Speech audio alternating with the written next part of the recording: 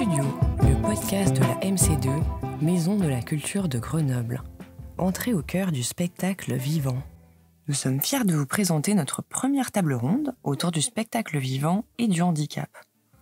Elle a été organisée avec l'Espace 600 dans le cadre du mois de l'accessibilité.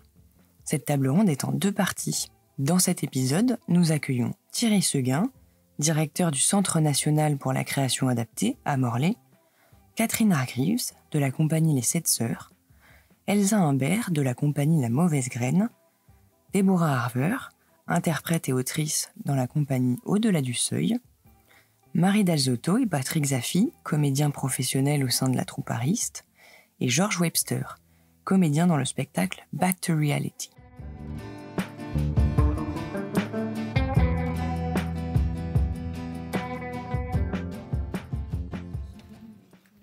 Bonjour. Nous sommes ravis de vous accueillir, toute l'équipe de la MC2, l'Espace 600, Thierry qui représente le Centre national de création adaptée à Morlaix, pour ce partage autour d'une table ronde qui va aborder en tout cas des sujets autour de l'accessibilité, de l'inclusion. Vous allez voir, on vous a préparé 2 belles thématiques qui vont croiser ces sujets-là. On est vraiment ravis de vous accueillir ce soir, nombreux. En tout cas, pour nous, c'est déjà un très bon public pour venir écouter cette table ronde. Et je vous propose qu'on puisse lancer cette table ronde avec un petit mot de Anne Courel et de Arnaud Meunier, qui sont du coup les directeurs de la MC2 et de l'Espace 600. C'est moi qui commence. C'est ça qui commence. C'est ce qui est écrit dans le déroulé. C'est moi qui commence. Alors, bonsoir à toutes et à tous et bienvenue à la MC2. On est ravis effectivement de ce moment d'échange et de partage. Je remercie Elodie de s'être occupée de toute l'organisation de ce moment. Voilà, je vais chercher où était Monica. Monica est là, c'est super. Vous dire que, alors, vous savez que c'est une année olympique et que du coup, on a placé la saison de la MC2 sous les valeurs de l'olympisme. Et quand on parle d'olympisme, en général, on parle un peu moins de paralympisme, mais du coup, nous, on a essayé de se dire que justement, les Jeux olympiques, c'est l'olympisme et le paralympisme, et que c'était sûrement une très belle occasion de monter en puissance sur ce sujet-là. Donc la MC2 faisait déjà depuis de nombreuses années des spectacles qu'on essaie de rendre le plus accessible possible, ou en audio-description, ou en LSF, avec tout un tas de dispositifs. On aura peut-être l'occasion d'en parler, parce qu'effectivement, la question du nombre de spectacles qui est accessible, le coût, comment ça se passe, comment on arrive à mettre tout ça en place. Et du coup, cette saison, on a essayé de se dire qu'on allait monter encore d'un cran. Avant, oui, aussi, depuis des années, on faisait aussi des spectacles qui pouvaient aborder le sujet du handicap. La semaine dernière, je voyais encore Hélène K. qui a écrit et mis en scène Elsa Humbert, par exemple, autour de l'histoire d'Hélène Keller, qui est la jeune américaine qui a donc inventé la langue des signes. Donc on a d'autres spectacles vers le spectre, par exemple de Morin Oulès qui a gagné tout un tas de prix qui parlent de l'autisme. Donc des spectacles qui parlent du handicap, ça on en a programmé aussi. Et là il y en a particulièrement cette saison. Et la chose vraiment sur laquelle on a voulu monter en importance, voilà, c'est de rendre de plus en plus visibles les artistes professionnels porteurs de handicap. Alors on avait déjà travaillé avec Catalyse, qui est donc le Centre national pour la création adaptée. Maintenant ils ont un beau label du ministère de la Culture, félicitations. Moi j'ai travaillé avec Catalyse depuis de nombreuses années, que ce soit à Saint-Étienne ou ici à Grenoble. Mais là on a ouvert la saison avec une super création qui est Peplum, on aura l'occasion peut-être de s'en reparler, et qui est actuellement sur les routes. Mais au-delà de Peplum, on a d'autres artistes qui sont porteurs de handicap, et on a souhaité effectivement leur donner une place et une visibilité. Et l'idée pour nous, pour la MC2, c'est, vous savez que les Jeux Olympiques posent la question de l'héritage. On en est un bel exemple. La Maison de la Culture, c'est un héritage des Jeux Olympiques de 1968. Donc on se pose la question de l'après-JO 2024 sur qu'est-ce qu'on va en garder de tout ça. Et donc c'est actuellement un espace de réflexion, de recherche pour nous toutes et tous. Par exemple, on a un très beau partenariat avec le British Council qui s'appelle Together We Imagine. Et on est en train de réfléchir à ce que font les Anglais, par exemple, sur la question dans les organigrammes d'un inclusion manager, donc quelqu'un qui est dédié à l'inclusion, sur ce que c'est que ce métier, ce que c'est que cette fonction, que du coup comment ça marche chez eux, que ça peut être une source d'inspiration. Donc ça tombe pas mal, puisque dans nos artistes associés, on a Catherine Hargreaves qui est franco-britannique, donc du coup des 2 côtés de la barrière pour essayer de réfléchir avec nous. Enfin, du coup, on essaye que cette saison Paris 2024 soit une source d'inspiration pour nous et que ça nous permette de progresser dans notre approche institutionnelle, dans ce qu'on met en place concrètement. Et évidemment que l'idée, c'est pas de réfléchir à la place d'eux, mais de réfléchir avec.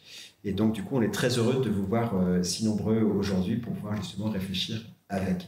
On a des amis brésiliens qui sont présents parce qu'ils sont en répétition et que du coup, eux aussi, dans leur équipe, ils ont des artistes en situation de handicap. Ils ne sont pas forcément francophones, donc c'est pour ça que Monica essaie de traduire un maximum de ce que je dis. Et tout à l'heure, quand ils vont être amenés à témoigner, on traduira ce qu'ils nous disent en portugais. Voilà, donc maintenant, je passe le micro à Anne Courel pour qu'elle souhaite la bienvenue à tout le monde. Bonjour et bienvenue, donc, merci de participer. L'espace 600, il est situé dans une partie qui est moins connue de l'héritage olympique, puisqu'on est en face du village olympique, donc un habitat un petit peu dégradé, on peut le dire. Donc, c'est pas forcément la partie la plus jolie de l'héritage olympique. C'est aussi une scène conventionnée enfance-jeunesse qui est en plein milieu du quartier de la Ville Neuve, donc à 2 arrêts de tram d'ici. Et je ne sais pas si nous, on passe d'écran, on n'en sait rien. En tout cas, on travaille surtout sur la question de l'horizontalité. Ça fait déjà depuis 3 grosses années qu'on essaye de participer au mois de l'accessibilité organisé par la ville de Grenoble, et puis qu'au jour le jour, on essaye de travailler sur cette question de l'inclusion qui se pose à tous les niveaux, à toutes les minutes, je dirais, de la vie de l'équipe qui se propose. Donc on sait que la notion d'accessibilité, hospitalité, si ça rimait ensemble, ce serait un monde enchanté. On sait que ce n'est pas le cas. L'équipe de Cyril qui répète en ce moment l'espace 600, c'est que du côté de l'accessibilité, ces vieux bâtiments magnifiques de l'héritage des années 80 est très très sous-doté en équipement d'accessibilité, que malheureusement vous en faites un peu les frais. On essaye, comme des fous, de faire monter le niveau de l'accessibilité, mais ce n'est pas gagné. Déborah qui a essayé tout à l'heure, donc personne ne le sait. On essaye à cet endroit-là, bien sûr, et puis on essaye à un autre endroit qui, pour moi, relève de l'hospitalité, et qui, pour le coup, à partir du moment où on a dit ce mot-là, ça veut dire que des gens vont pouvoir peut-être investir un lieu, mais quand on dit investir un lieu, c'est pas forcément au figuré, ça peut tout à fait être au propre, c'est comme ça qu'on travaille avec les gens. Donc ça veut dire qu'entre dans ce lieu, ils sont réellement investis dans la vie de ce lieu. Des gens qui vont pouvoir tous entrer, qui doivent tous pouvoir entrer et travailler avec nous toute l'année, tout le temps, tous les jours, et pas seulement pendant ce mois de l'accessibilité. Et c'est là que peut-être une chose que j'avais envie d'ajouter dans les conversations de préparation qu'on avait pu faire, c'est à partir de là, tout nous saute à la figure. Les problèmes concrets, que ce soit les hauteurs de balustrade, le nombre de personnes qui ne marchent pas, la porte, rien n'est conçu, rien n'est bien fait, tout est mal foutu. Et puis, au-delà de ça, l'impensé est à tous les lieux. Donc, l'impensé de, certes, les spectateurs qui entrent, c'est peut-être la seule chose qui est vraiment pensée, c'est-à-dire comment des spectateurs vont pouvoir accéder jusqu'à un ERP. Mais au-delà, on s'aperçoit que l'artiste au plateau, c'est encore moins pensé, et que pour ce qui nous concerne, puisqu'on travaille tous les jours avec de nombreuses familles, spectateurs, spectatrices, mamans, parents, accompagnateurs, ceux qui vont tout simplement avoir envie de s'exprimer au plateau, des amateurs qui vont venir, la maman qui vient chercher sa fille en situation de handicap, qui veut voir son enfant de près, celle qui va devoir regarder le spectacle qui est créé au plateau avec 3 enfants de maternelle, enfin, toutes ces choses-là qu'on va avoir sans arrêt, et qui tout d'un coup ouvrent sur encore un autre pan qui nous raconte et crie, vraiment, je trouve que le mot crier est le seul mot que je peux trouver pour en parler, qu'il y a aussi derrière ces quartiers-là et cette précarité un nombre de handicaps invisibles absolument phénoménal. Et là, pour le coup, l'abîme s'ouvre encore et on est encore, comment dire, on se dit que les empêchements sont encore plus nombreux et qu'on ne veut pas les voir et qu'on est du coup presque, parfois, à certains moments, complice de quelque chose qui tient, je trouve, de la maltraitance. Et je suis très heureuse que ce soir, on puisse vraiment ensemble réfléchir à tout ça et réfléchir pour de vrai ensemble. Voilà. Merci Anne, merci Arnaud pour cette petite introduction. Je serai à vos côtés pour animer cette table ronde. Je suis Elodie, je travaille au service des relations publiques à la MC2. Et pour m'accompagner, j'ai avec moi Thierry Seguin. Je te laisse dire peut-être quelques mots sur te présenter. Écoutez, moi je vais présenter le directeur du Centre national pour la création adaptée. C'est une énorme responsabilité parce que la France est le premier pays au monde qui fait le choix de se doter d'un centre national consacré à ces questions-là. Le Centre national pour la création adaptée et l'équivalent tout petit de ce que peut être le Centre national de la danse, ou la discipline de la danse, ou le Centre national des arts plastiques, le Centre national du livre. Donc c'est assez remarquable, et probablement qu'on va être rattrapé prochainement, en février prochain, par la Corée, qui a décidé de s'inspirer de ce modèle et d'en créer un aussi, quand on ira inaugurer un spectacle qu'on avait créé avec ma mémoire au Festival Avignon. Dire aussi que, écoutez, moi j'ai une pratique avec Madeleine qui est très longue. Je suis venu travailler avec en 1994 pour quelques années et puis j'y suis encore. Et quand on parle de ces pratiques, on est toujours amené à être avec elle. Alors on a essayé dans ce débat, c'est vrai, je suis d'accord, la préparation d'un débat c'est souvent plus intéressant. Ça a été vraiment une préparation super passionnante, j'espère qu'elle va retranscrire dans nos échanges. Et on a eu beaucoup d'échanges et on avait souhaité vous montrer quelques citations. Une citation d'un philosophe qui est Jean-Michel Besnier, que moi je trouve magnifique, qui dit le fait d'être vulnérable, c'est ce que l'humanité a fait de mieux. C'est parce que nous sommes vulnérables que nous sommes rentrés en société. C'est parce que nous sommes vulnérables que nous avons développé des moyens culturels, intellectuels, artistiques de vivre cette vulnérabilité. Est-on capable de se réconcilier avec la vieillesse, de se réconcilier fondamentalement avec ce que nous sommes?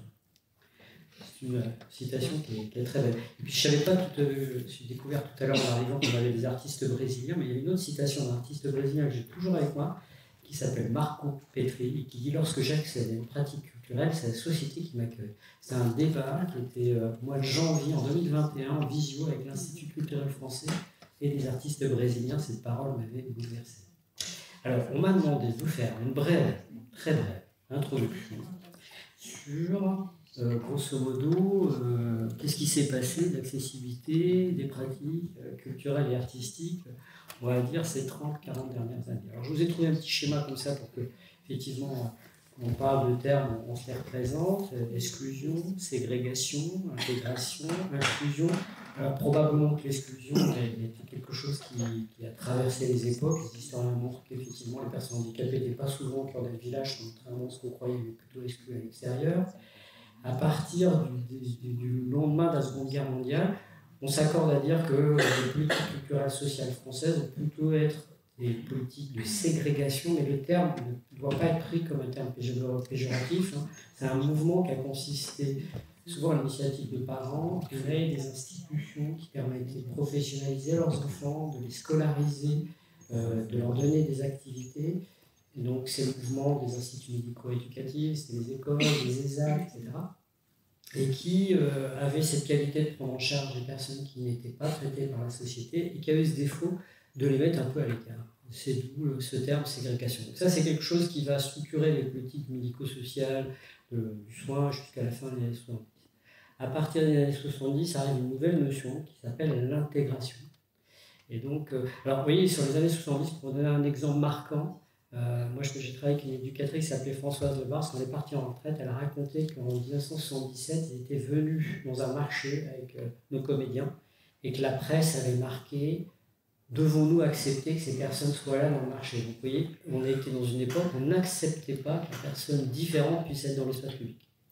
Donc l'intégration, c'est un net progrès parce qu'effectivement, là, il y a l'idée que les personnes en situation de handicap entrent dans la vie ordinaire, mais par contre, elle doit se débrouiller, cette personne. Elle doit s'adapter. Et ça, c'est avant la loi 2005. C'est-à-dire qu'en clair, en fait, il fallait souvent négocier l'accès à l'espace public.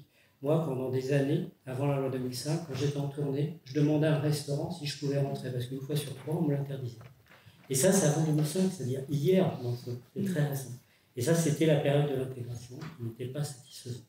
Puis à partir de 2005, une loi importante va arriver en France, cette loi 2005, justement. Et on va rentrer dans la période de l'inclusion, qui est un concept anglo-saxon. Et on est toujours dans cette période-là, où là, effectivement, les terminologies changent. On ne dit plus personne handicapée, mais personne en situation de handicap. On dit bien que le contexte doit s'adapter pour que la personne puisse participer. Et je crois même que dans cette période de l'inclusion, on est même dans la période de la participation. Je suis très sensible au choix que vous avez fait, effectivement, de donner en visibilité les artistes sur scène. Parce que je crois qu'on est à ce moment de bascule, effectivement. Vous montrez les lois qui ont été importantes en France. Bon, il y a 75, qui est la première loi Veil, qui va effectivement déclarer l'obligation éducative, mais c'est un vrai progrès quand même à l'époque, la loi 2005 que j'ai évoquée. Et surtout, on est structuré aujourd'hui par des grands accords internationaux qui vont nous contraindre de plus en plus à aller davantage plus loin dans l'accessibilité. Faire un constat, la loi 2005, on se donne l'obligation, c'est nos règles, de rendre l'espace public, l'espace culturel, l'espace professionnel accessible en 10 ans. En 2015, on fait le constat que c'est pas facile, on n'y est pas. On se donne une dérogation de 9 ans qui va arriver à échéance fin 2024. Ça veut dire que fin 2024, ce qui n'est pas inclusif est illégal. Donc c'est un changement de paradigme, probablement. Voilà. Et je terminerai très vite en faisant 2 constats, parce que tout à l'heure ça va rejaillir dans les débats. En France, on a été très structuré, l'approche du handicap a été plutôt traitée par le soin, la santé, et souvent le médico-social considéré par l'Agence régionale de la santé qui l'organise. Dans les pays anglo-saxons, on va se rendre compte tout à l'heure avec Catherine, c'est différent. La question du handicap a été plutôt vue à travers le droit des minorités. Et du coup, le concept d'inclusion, c'est un concept anglo-saxon et qui nous arrive et qui améliore incontestablement la place des personnes handicapées dans la société. Dernière chose, les Jeux Olympiques. C'est fondamental, 2012, ça a été un moment de révélation profonde. Là, ça a changé le regard sur le paralympisme, qui est très médiatique à partir de là. Il y a encore d'autres des améliorations à faire, mais ça a changé tout. Ça a changé la scène anglaise. Et je pense que ça a changé la scène artistique française.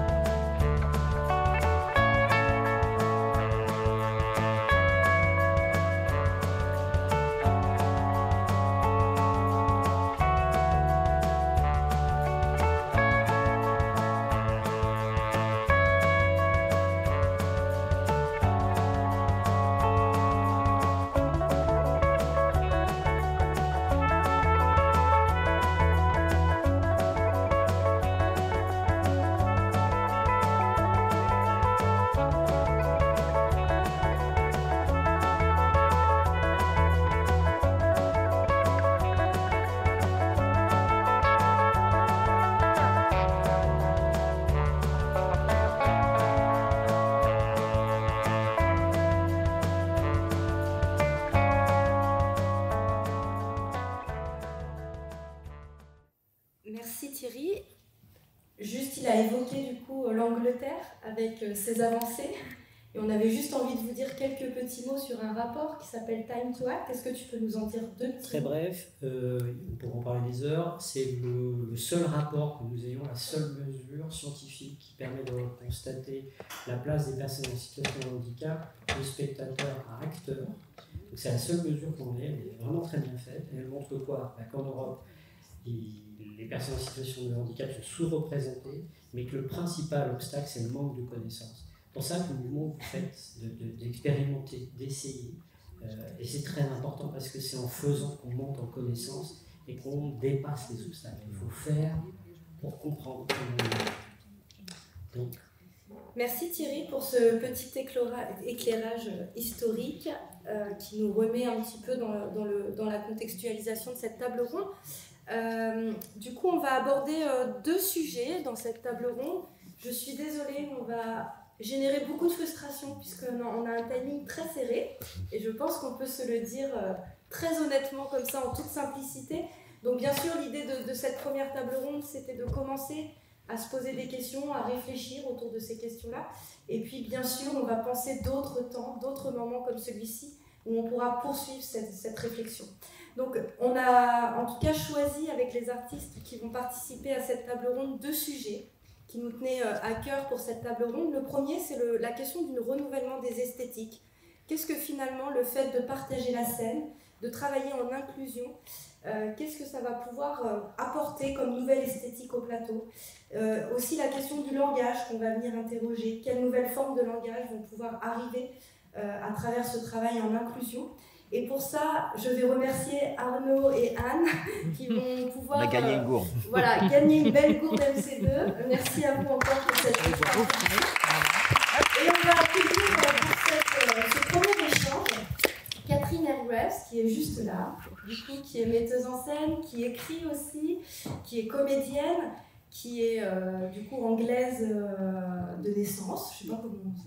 Oui, voilà, qui a la double nationalité en tout cas, et qui vient ici nous parler d'un travail qui est encore en cours de création, qu'on accueillera à la MC2 en mars et qui s'appelle Back to Reality. Et je vais aussi remercier l'association L'Ariste qui nous fait l'immense joie d'être parmi nous ce soir dans la salle, qui est une association qui est basée à Saint-Martin-d'Air et qui œuvre au quotidien justement dans l'accompagnement des personnes en situation de handicap, à la fois dans le champ du travail, puisqu'ils sont un ESAT qui propose justement en tout cas je ne sais pas comment on dit, une option, non. Une compagnie. Une compagnie voilà, théâtrale du coup, qui est professionnelle et qui rejoint tous les comédiens professionnels des artistes, en tout cas du monde artistique. Et ils œuvrent aussi dans l'accompagnement au quotidien des personnes en situation de handicap. Et aujourd'hui, il y a Marie du coup Delzotto et Patrick Zaffi qui nous font l'honneur de nous rejoindre autour de la table pour partager leur expérience.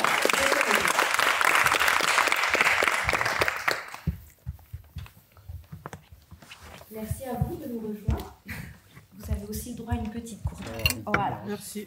Alors, on va commencer cet échange avec toi, Catherine, qui va un petit peu nous parler de Back to Reality, cette création, mais qui va nous parler aussi de ce travail en inclusion et du coup de la question du renouvellement des esthétiques.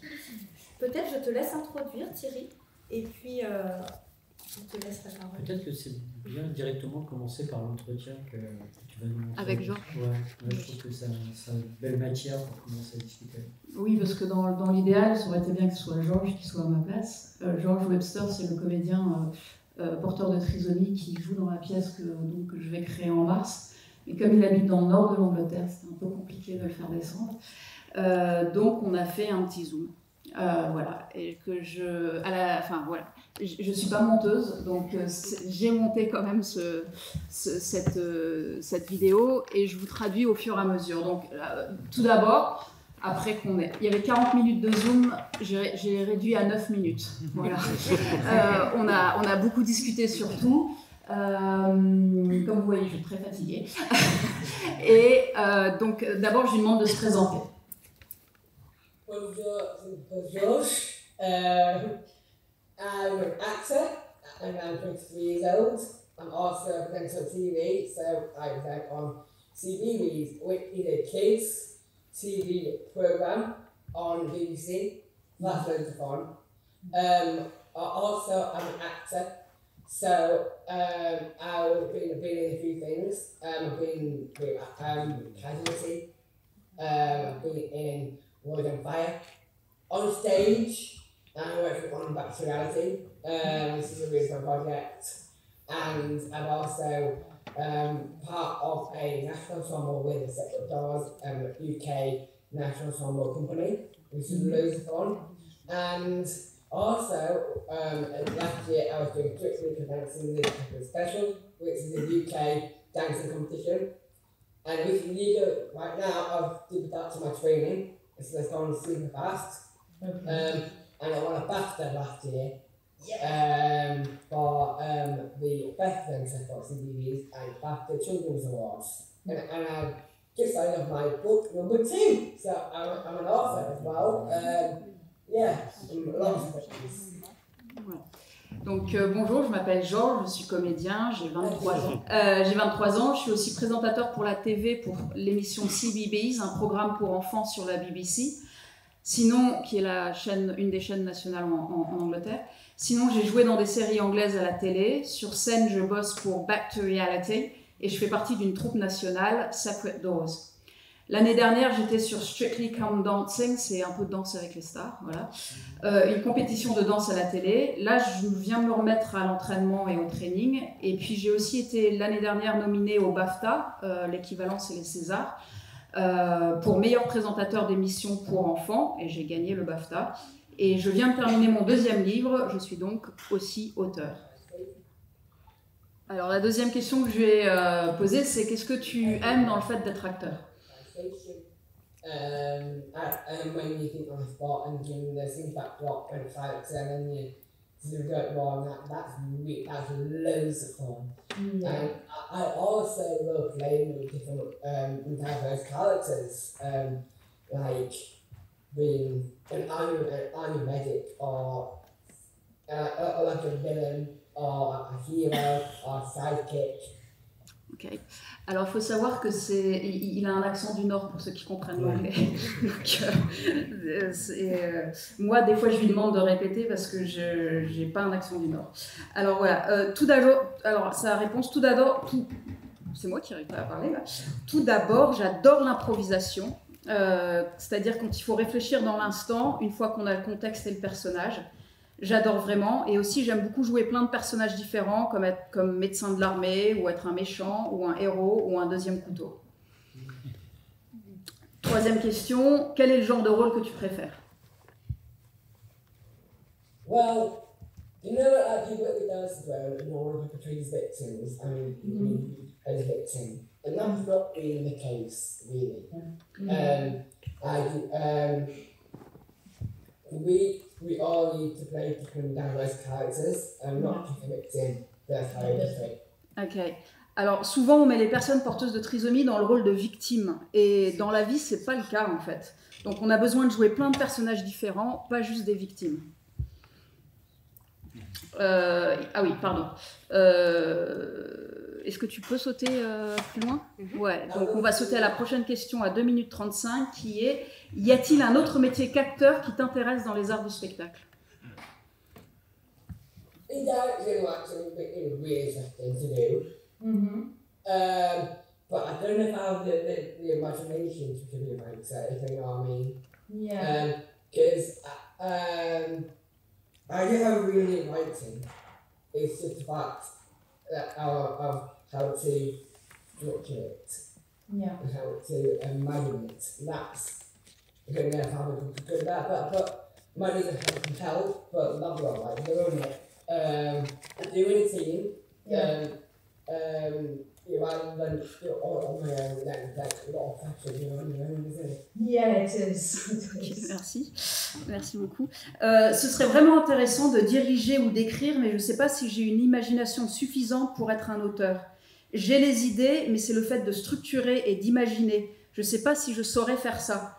Peut-être que j'y arriverai avec de l'aide, je serais prêt à le faire en collectivité plutôt que seul, parce que c'est beaucoup de pression que de faire ça tout seul, non? Et je lui réponds oui. La prochaine question, c'est as-tu des besoins spéciaux pour pouvoir travailler dans le milieu du spectacle? I say I do get the script beforehand, so I can go over a few times the day before. Yeah. I do have extras, and I do have extra support, and I tend to have people there to help me when I need help. An example, my mum and dad. Yeah, When I think of my dad comes with me. Ok, merci. J'ai besoin du script, de la pièce en avance pour pouvoir la traverser plusieurs fois la veille, et j'ai besoin de plus de soutien que les autres et que des gens soient là quand j'ai besoin d'aide. Par exemple, mes parents. Mon père vient avec moi en France quand je vais en France, et ma mère vient avec moi sur les tournages. Prochaine question. T'a-t-on déjà demandé de jouer un rôle parce que tu étais un acteur en situation de handicap? Yes and no. So with SAM and Baby AI, so in SAM, a character has a disability which is Down syndrome. Yeah. So that's about breaking down life of Down syndrome and having sexuality within having Down syndrome as well. And Baby AI, by having a baby, and myself how to dance with them and that as well. Merci. Alors oui et non, dans SAM, qui est un incroyable court-métrage qu'il a fait que j'ai vu, un personnage est porteur de trisomie et ça parle de la sexualité quand on est porteur de trisomie. Et dans Baby AI, intelligence artificielle, ça parle du fait d'avoir un bébé quand on est porteur de trisomie. Mais j'ai aussi joué des rôles qui n'étaient pas faits pour des personnes en situation de handicap. 8e question. Penses-tu que travailler avec des personnes en situation de handicap peut mener à de nouvelles techniques et nouvelles écritures? But also sometimes I do have a learning disability, but I don't find myself with a learning disability.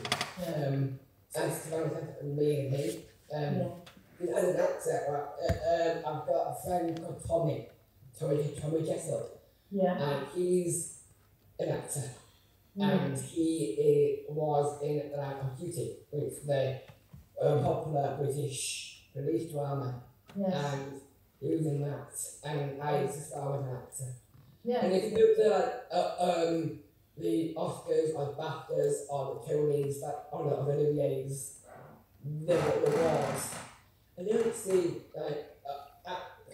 actor with a learning disability, actor with this Oscar, it's an actor or actress is that, not actor with something. Ok, je me suis trompée de question. La question là que je lui ai posée, c'est est-ce que ça t'embête qu'on parle de toi comme un acteur en situation de handicap plutôt que comme un acteur?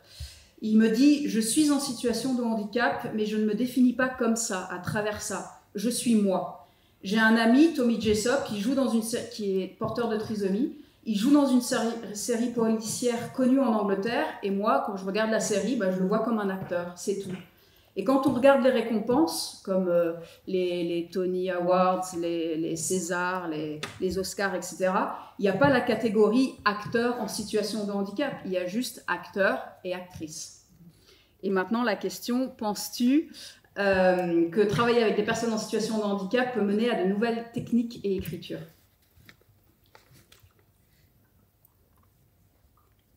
Yes, in a way, yes. Like I'm working on a project now, as an example, where separate dogs, natural ensemble, and we use a technique called a sound approach, which is really helpful for actors with a learning disability.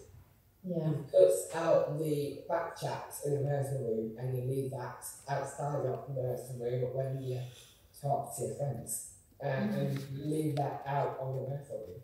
Okay. And it's document asking questions, and so when you only talk in the rehearsal room, just when you have your lines there, when you have your dialogue, that's it. Everything's directing, like the sound directing, the choreographer, they all direct through gestures. Thank you. Oui, alors oui, d'une certaine manière. En ce moment, par exemple, je travaille avec la compagnie Sacred Doors et on utilise une technique qui s'appelle l'approche silencieuse, qui est une technique vraiment utile pour des comédiens en situation de handicap, parce que tout le blabla se passe en dehors de la salle de répète. Les seuls mots prononcés sur scène et face à la scène sont le texte et le dialogue. Tout le reste, la mise en scène, le son, la choré, tout se fait avec des gestes. Et la question, c'est, est-ce que c'est différent pour toi de travailler en France et en Angleterre, et qu'est-ce que ça te fait de travailler en français et en anglais? It's really fun. It is a different way of working. I do know quite some French, but not lots of French. So like, I did do French at high school when you talked about NFL. I don't know sometimes what you're saying, like not in a rude way. Because I didn't know every word in French. But you kind of understand what's going on, even though you don't understand every word. Yeah, I know what the feeling is going on, but when we talk, that's it. But do you mind not understanding exactly every word? It's alright. Yeah, you feel comfortable on stage. Yeah, it gives you, let's say, more energy to improvise. You feel the energy. And it's not just me on stage. It's Ok, thank you. Donc oui, c'est vraiment bien. On travaille différemment en France et en Angleterre. Et là, je l'ai coupé, mais il dit qu'on fait beaucoup plus de pauses en France qu'en Angleterre. Je connais un peu de français, j'en ai fait au lycée, mais quand tu parles à François ou Raphaël, quand moi je parle à François ou Raphaël, qui sont les autres comédiens qui jouent avec lui, je ne sais pas ce qui se dit parce que je ne connais pas tous les mots, mais je comprends la situation et la scène, mais les mots, non. Je lui demande si c'est un problème. Et si ça le dérange, il dit non, je me sens à l'aise. De toute façon, il ne s'agit pas que de moi sur scène. Je ne suis pas le seul comédien. Alors, prochaine question. Qu'est-ce que tu préfères? Ce sera peut-être la dernière. Ouais, une dernière. On sait bien que c'est frustrant en 40 minutes. Oui, excuse-moi. Alors, la question 12, qui est: que penses-tu du fait que Back to Reality aborde le sujet du handicap et n'est pas une fiction? Et donc, c'est à partir de 9 minutes. I want and also want the audience to understand that to not take advantage of people that's different. Or because we're all different, aren't we? Like that. And I also want the audience to feel when it's a sad scene, sad, of course.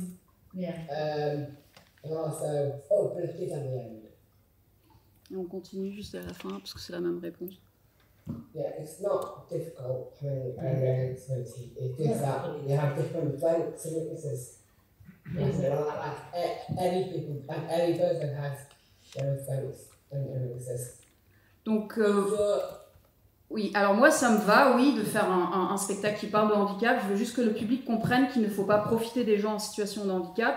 Et si on fait des scènes tristes, que le public se sente triste, quand la scène est triste bien sûr, mais qu'il y ait de l'enthousiasme à la fin et pas du pathos.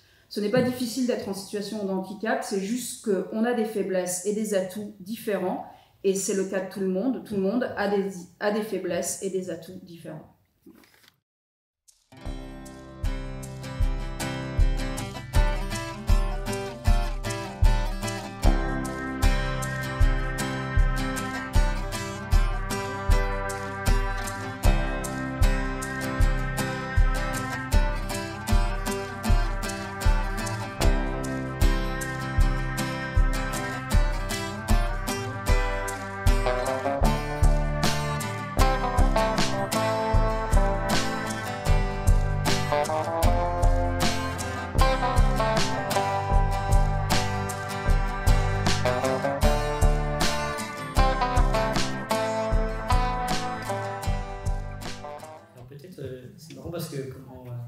Je reviendrai tout à l'heure en te posant une question, mais c'est vrai que quand tu m'as parlé de Georges, quelques temps après, j'ai rencontré Marie à la suite d'une représentation ici, à Prépé Club. Et j'ai pensé à Marie parce que, comme Georges, Marie, vous êtes comédienne et vous êtes aussi interprète d'une série télévisée. Alors, ça se passe comment, passer comme ça du théâtre à la télé? Est-ce que c'est difficile? Est-ce que c'est facile? Prenez votre micro. Ouais. Oui, c'est totalement différent. C'est allumé? Oui. Non? Oui. C'est différent et pareil. Il y a des ressemblances comme il y a des différences. Première ressemblance, il faut savoir par cœur un texte. Ouais. Je dirais même que c'est plus facile au cinéma qu'au théâtre, parce qu'au théâtre on n'a pas droit à l'erreur, parce qu'on est face à notre public, et qu'au cinéma on peut couper et recommencer. Mais ça nous demande quand même un maximum de concentration. Donc voilà. Après, pour moi, c'est vraiment quand même deux mondes différents. Donc oui, il faut quand même une adaptation, on va dire. Mais sinon, pour moi, c'est deux mondes qui se ressemblent, avec leurs différences. Et vous êtes adapté comme ça au monde de la télévision, facilement? Ça a été, Il me fallait du temps quand même. Il fallait que je décroche du théâtre pour réapprendre une autre méthode pour le cinéma. Il me fallait du temps, il me fallait de la disponibilité, donc il fallait que je lâche tout pour aller dans le monde du cinéma, lâcher mon travail, lâcher ma vie tous les jours, le sport, ma famille. Et il faut savoir que quand on est handicapé, si on va sur des plateaux de tournage, il faudra tout le temps être accompagné. Et alors cet accompagnement, comment il s'est passé dans votre cas? Moi, c'était avec ma mère. C'est votre maman qui vous a suivi sur tout le tournage? Oui. Oui, oui. Et ça représentait du temps, ces tournages? Oui, oui, un mois.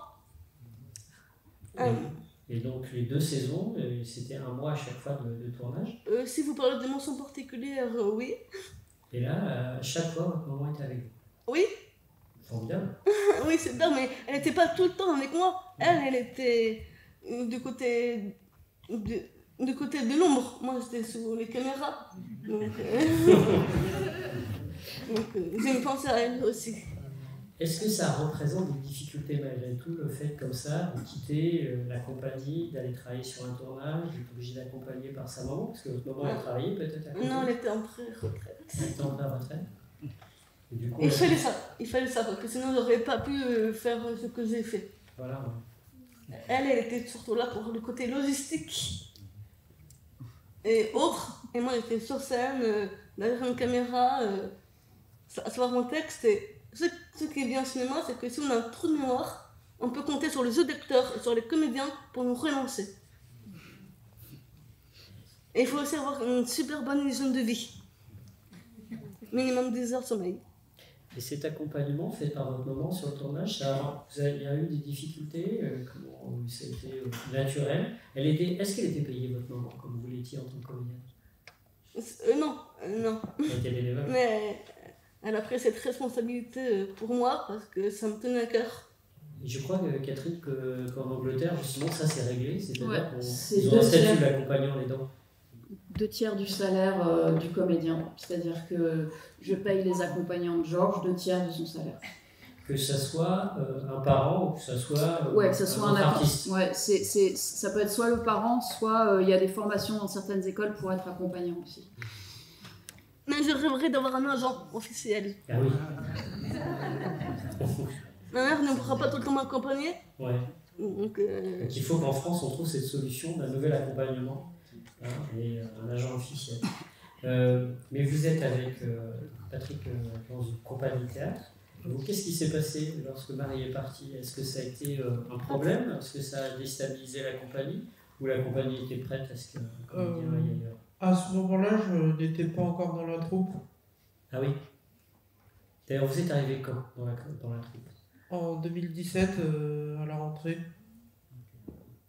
Et vous aviez une pratique théâtrale amateur avant, quand vous êtes devenu comédien professionnel? Oui, j'ai commencé le théâtre au collège. Et après au lycée? Non. Donc vous avez fait du théâtre un peu au collège, vous avez été au conservatoire, vous avez fait des cours? Je faisais du théâtre dans l'établissement même, et il y avait une comédienne de l'association AJT qui animait le théâtre, plus des profs de français. Et comment, à un moment donné, s'est présentée la possibilité pour vous d'être comédien professionnel, d'entrer dans cette compagnie? Il y a eu un concours, il y a eu un appel d'offres, ou on vous l'a proposé? Ça dans la compagnie où vous êtes? À l'Ariste. C'est l'Ariste qui m'a proposé. C'est un moniteur. Et naturellement, pour vous, vous allez accepter de faire ce métier? Oui. C'était une envie que vous aviez en vous de faire du théâtre? Comment est venue cette vocation? Pour me mettre dans la peau d'un personnage, je regarde des films quelquefois. Et je m'inspire de quelques personnages. Donc vous êtes arrivé en 2017. Aujourd'hui, vous avez envie de continuer ce métier? C'est ce métier qui vous plaît? Oui. Après, je sais pas encore si... Je sais pas encore si ça va aller loin, ce métier. Pour l'instant, on verra bien. Je crois que comme Marie, vous avez aussi à côté une autre activité. Vous ne faites pas que comédien. Vous travaillez dans une autre partie du temps, dans d'autres activités. Vous faites quoi? L'entretien des locaux. Comme Marie aussi, Oui. c'est ça.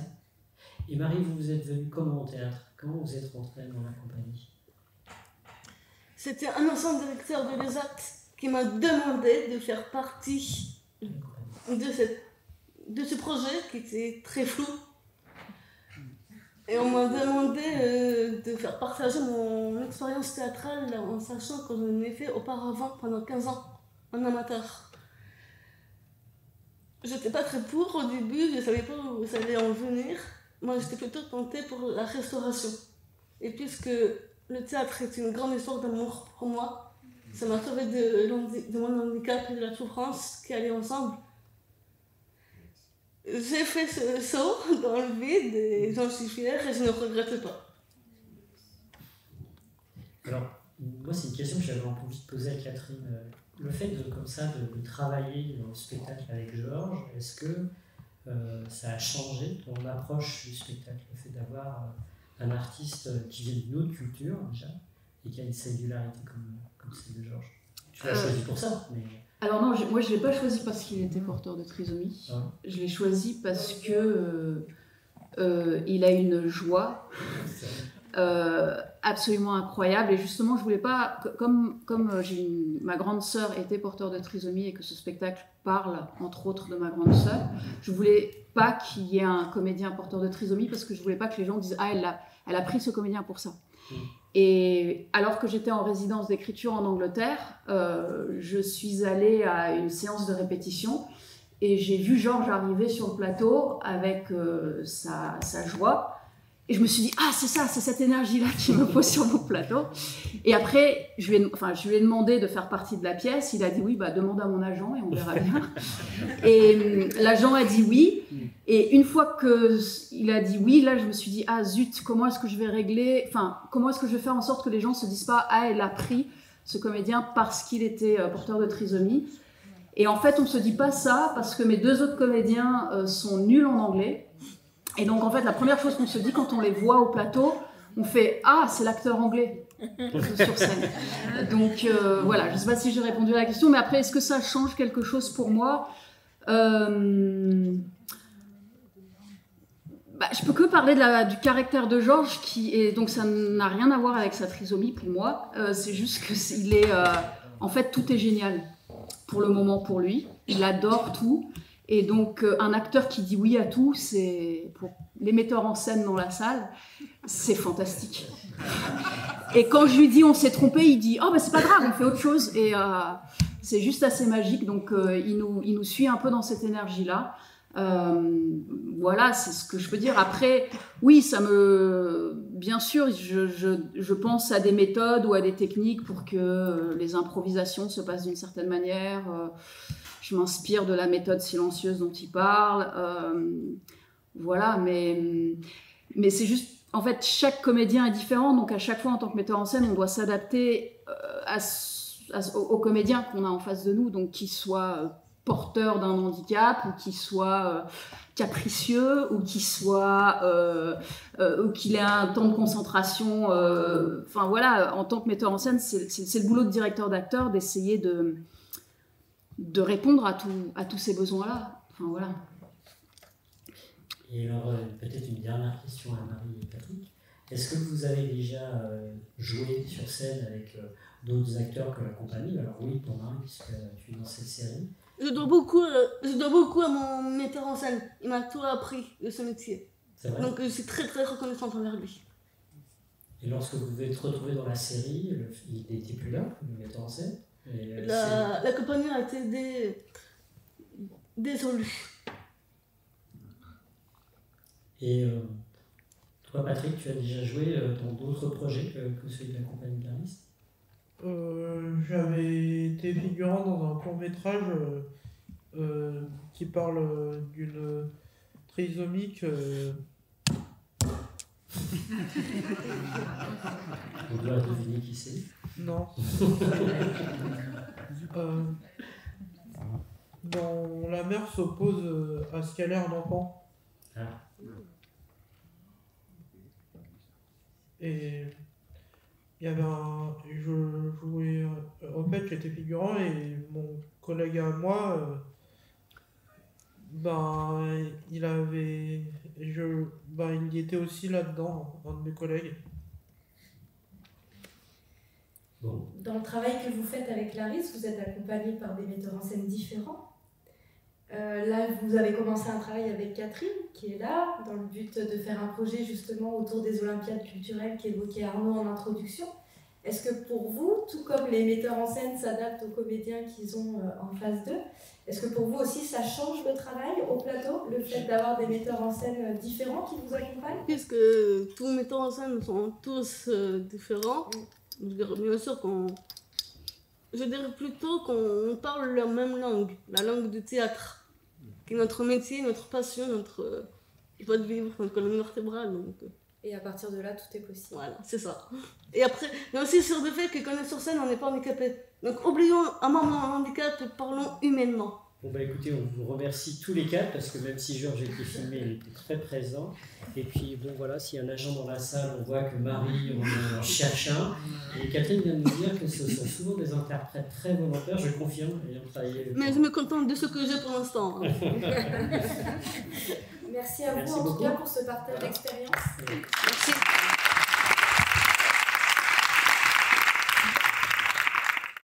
Cet épisode est terminé. Je remercie Hakim pour son aide en studio.